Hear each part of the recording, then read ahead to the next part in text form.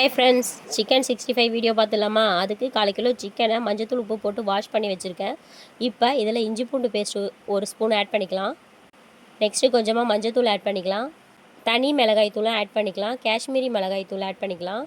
மிளகு தூளும் ஆட் பண்ணிக்கலாம். கரம் மசாலா இதில் ஆட் பண்ணிக்கலாம். தயிர் ஆட் பண்ணிக்கிறோம். இப்போ பாருங்கள், கலருக்காக நான் காஷ்மீரி மிளகாய் தூள் தான் போடுறேன், வேறு எந்த கலருமே ஆட் பண்ணலங்க. இப்போ எண்ணெய் கொஞ்சம் விட்டுக்கலாங்க.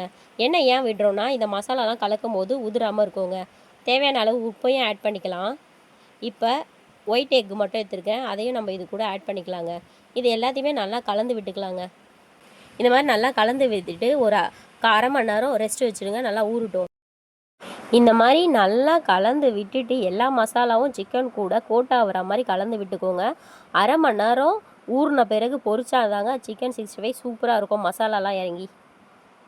ஒரு கடாயில் எண்ணெய் ஊற்றிட்டு எண்ணெய் சூடானதுக்கப்புறம் நம்ம மசாலா கலந்த சிக்கன் 65 பொரித்து எடுத்துக்கலாங்க.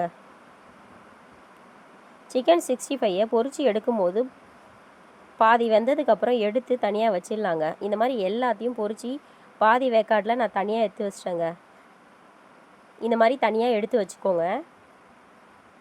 இந்த மாதிரியே எல்லாத்தையும் நான் பொரிச்சிட்டேங்க. மறுபடியும் பொரித்த இந்த பாதி வெந்த சிக்கனை மறுபடியும் எண்ணெயில் போட்டு பொரிச்சோன்னா ரொம்பவே கிறிஸ்பியாக இருக்குங்க.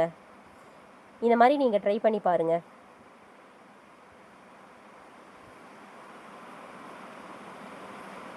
இப்போ பாருங்கள், ரெண்டாவது நம்ம பொரிச்சிடலாம்.